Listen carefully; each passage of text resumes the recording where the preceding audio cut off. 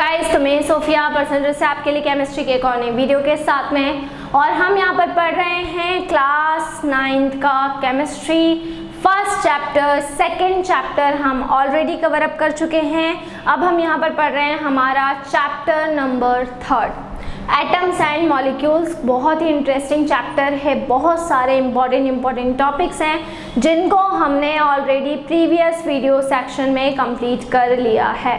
अब यहाँ पर मैं आपको और कुछ टॉपिक्स इसके करवाने वाली हूँ। सो वैलेंसी की हम यहाँ पर बात कर रहे थे। लास्ट वीडियो में हमने डिस्कस किया कि वैलेंसी क्या होती है, लेकिन यहाँ पे मैं आपको कुछ रूल्स बताऊंगी। मैंने आपको बोला था कि इलेक्ट्रॉन्स कब शेयर होंगे या कब एक्सेप्ट होंगे। जब भी किसी पर्टिकुलर एटम्स के पास में वो स्टेबल नहीं होगा, उसके पास में इलेक्ट्रॉन्स कम होंगे, तब वो या तो शेयर होते हैं या फिर वो एक्सेप्ट होते हैं। सो उसी से आपको यहाँ पे क्राइटेरिया निकालना है। सो बेसिकली अगर हम वैलेंसी की बात करते हैं तो वैलेंसी का मतलब क्या होगा, देखिए सबसे पहले हम बात करते हैं वैलेंसी की। अगर कोई एटम है, ठीक है, if an atom consist of, अगर कोई एटम है और उसके पास में 1 इलेक्ट्रॉन है, 2 इलेक्ट्रॉन है या 3 इलेक्ट्रॉन्स हैं, इन तीनों में से कुछ भी हो सकता है, ठीक है। सो उनकी वैलेंसी भी क्या हो जाएगी, उनकी वैलेंसी 1, 2 और 3 हो सकती है। 1, 2 और 3, जिसके पास 1 इलेक्ट्रॉन होगा उसकी वैलेंसी 1, जिसके पास 2, ठीक है, तो 1, 2 और 3 हो सकती है। 1 तो होगी, और अगर उसके पास में 2 और 3 इलेक्ट्रॉन है, या तो 2 है या फिर 3 है, सो उस केस में उसकी वैलेंसी या तो 2 होगी या फिर क्या हो जाएगी, 3 हो जाएगी। क्लियर। आगे बढ़ते हैं। अगर कोई एटम में 5, 6 और 7 इलेक्ट्रॉन है, अब इलेक्ट्रॉन कितने हो गए, 5, 6 और 7 इलेक्ट्रॉन, इतने इलेक्ट्रॉन हैं, है ना। सो ये क्या कर सकता है, देखिए 5, 6 और 7 इलेक्ट्रॉन मान लीजिए। अब देखिए जैसे 1, 2 और 3 था, तो जैसे फर्स्ट शेल है, फर्स्ट शेल की रिक्वायरमेंट कितनी होती है, फर्स्ट शेल की रिक्वायरमेंट कितनी होती है, फर्स्ट शेल की रिक्वायरमेंट में 1 इलेक्ट्रॉन अगर है, सो या तो ये एटम 1 इलेक्ट्रॉन दे सकता है या फिर 1 इलेक्ट्रॉन ले सकता है, क्योंकि फर्स्ट शेल में कितने इलेक्ट्रॉन होना चाहिए, 2 इलेक्ट्रॉन होना चाहिए। सो अगर एक ही इलेक्ट्रॉन है, सो या तो 1 इलेक्ट्रॉन दे देगा या फिर 1 इलेक्ट्रॉन क्या कर देगा, ले लेगा, ठीक है। क्लियर। अगर 2 और 3 है, सो देखिए अगर 2 है तो उस केस में फर्स्ट शेल में 2 इलेक्ट्रॉन चले जाएंगे, और अगर 3 है तो लास्ट शेल में 1 इलेक्ट्रॉन आएगा। तो अगर 3 है तब भी उसकी वैलेंसी कितनी हो जाएगी, 1 हो जाएगी, क्योंकि यहाँ से वो ये वाले शेल से इलेक्ट्रॉन देकर अपना फर्स्ट जो शेल है उसको क्या कर देगा, स्टेबल कर देगा। इसी तरीके से अगर 5, 6 और 7 इलेक्ट्रॉन है, तो उस केस में क्या होगा, फर्स्ट शेल में 2 इलेक्ट्रॉन और सेकेंड शेल में मान लीजिए 5 है, सो सेकेंड शेल में कितने हो जाएंगे, 3 इलेक्ट्रॉन्स हो जाएंगे, ठीक है। तब ये कितने हैं, 3 इलेक्ट्रॉन्स हो जाएंगे, है ना। क्लियर। तो इसकी वैलेंसी कितनी हो गई, आउटर मोस्ट शेल में 3 इलेक्ट्रॉन है तो वैलेंसी हो गई 3। इस तरीके से अगर 7 है, 6 है, सब तब क्या हो जाएगा, फर्स्ट शेल में 2 इलेक्ट्रॉन और सेकेंड शेल में 4 हो गए। सो अब उसकी वैलेंसी कितनी हो जाएगी, अब उसकी वैलेंसी हो जाएगी 2, ठीक है ना, या फिर 1, जो भी है। सो आउटर मोस्ट शेल में जो भी इलेक्ट्रॉन्स रहते हैं उसके अकॉर्डिंग हम क्या करते हैं, वैलेंसी निकालते हैं, ठीक है। इसी तरीके से अगर मान लीजिए कि अगर एटम के पास में 4 इलेक्ट्रॉन है आउटर मोस्ट शेल में, ठीक है, क्लियर, सो उसकी वैलेंसी 4 हो जाएगी। जैसे अगर हम यहाँ पर बोल रहे हैं कि आउटर मोस्ट शेल में कितने इलेक्ट्रॉन है, 4 है। अगर आउटर मोस्ट शेल में 5 है, देखिए पहले शेल में 2 इलेक्ट्रॉन हो गए और सेकंड शेल में कितने इलेक्ट्रॉन हो गए, 1, 2, 3, 4, 5। अब इसको कितने की ज़रूरत है, 3 की ज़रूरत है, तो वैलेंसी हो गई 3, 8 करने के लिए। अगर 6 हो गया, सुनो, अगर 6 हुआ, सो उस केस में आउटर मोस्ट शेल में कितने हो गए, 6 इलेक्ट्रॉन हो गए। हम यहाँ पर आउटर मोस्ट शेल की बात कर रहे हैं, तो 6 इलेक्ट्रॉन हो गए। कितने इलेक्ट्रॉन की जरूरत है, 8 करने के लिए 2 की है, तो 2 इसकी क्या हो गई, वैलेंसी हो गई।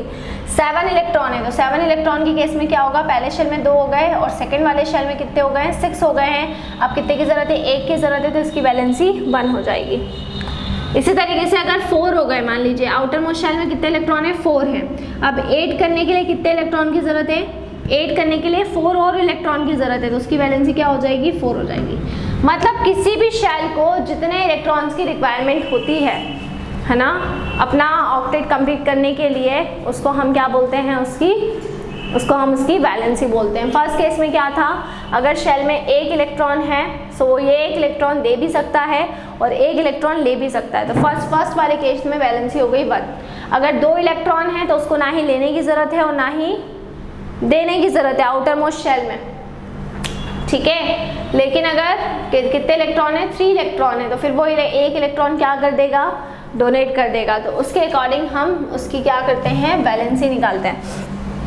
4 इलेक्ट्रॉन का आपको समझ में आया।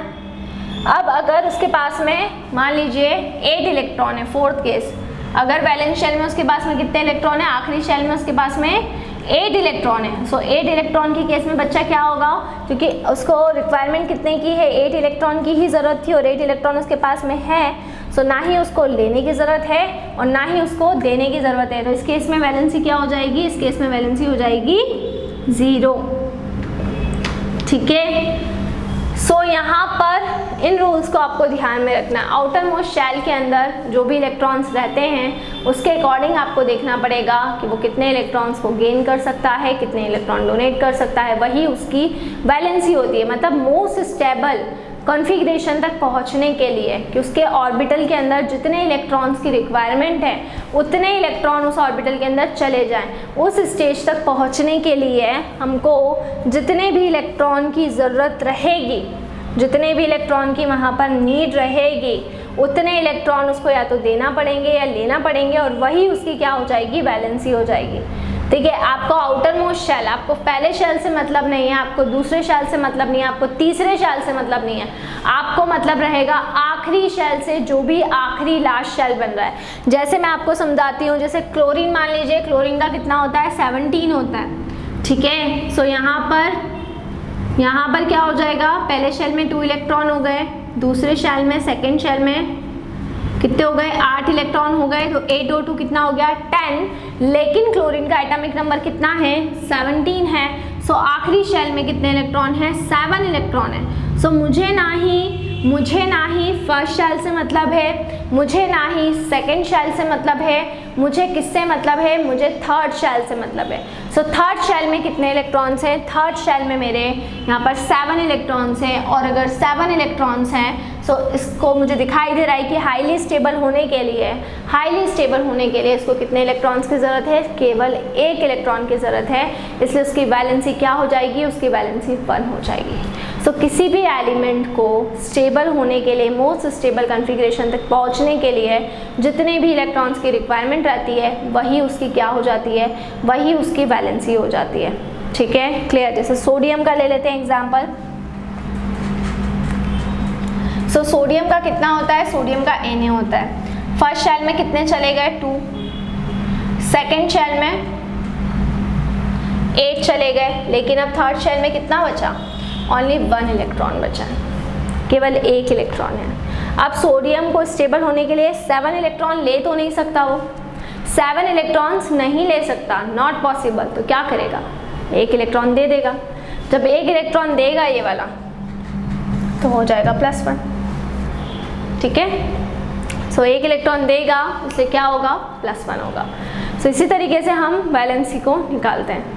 सो घर पर रहें, सुरक्षित रहें। ये मैंने यहाँ पर आपको ये वैलेंसी वाला जो भी टॉपिक था, उस वैलेंसी वाले टॉपिक को यहाँ पर मैंने आपको करवाया है कवर अप।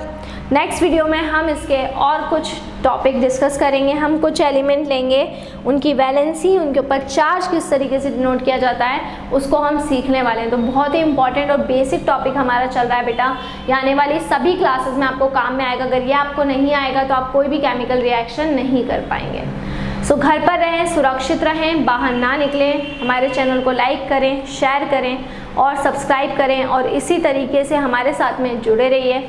आपको कोई भी डाउट, कोई भी क्वेरी हो, उसे आप कमेंट बॉक्स में डाल सकते हैं। अगर आप हमसे ऑनलाइन होम क्लासेस पढ़ना चाहते हैं तो हम आपको ऑनलाइन होम क्लासेस की फैसिलिटी भी प्रोवाइड करा रहे हैं। हमसे ऑनलाइन होम क्लासेस पढ़ने के लिए डिस्क्रिप्शन में जाकर सारी डिटेल्स ले लें और हमसे कांटेक्ट करें।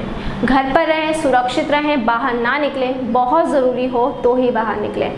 स्टे होम स्टे सेफ, और इसके पहले वाले जो चैप्टर्स हैं वो मैंने आपको ऑलरेडी पढ़ा दिए हैं। तो जिन बच्चों को भी इसके पहले वाले जो भी चैप्टर्स हैं वो पढ़ना है, वो स्टडी करना है, उसको कवर करना है, सो आप मेरी प्रीवियस सेक्शंस वाली जो वीडियोस हैं उसमें जाएं। वहाँ पर आपको चैप्टर नंबर 1 और चैप्टर नंबर 2 इन दोनों चैप्टर्स के जो भी टॉपिक्स हैं वो सारे टॉपिक्स वहाँ से मिल जाएंगे। Stay home stay safe, thank you so much.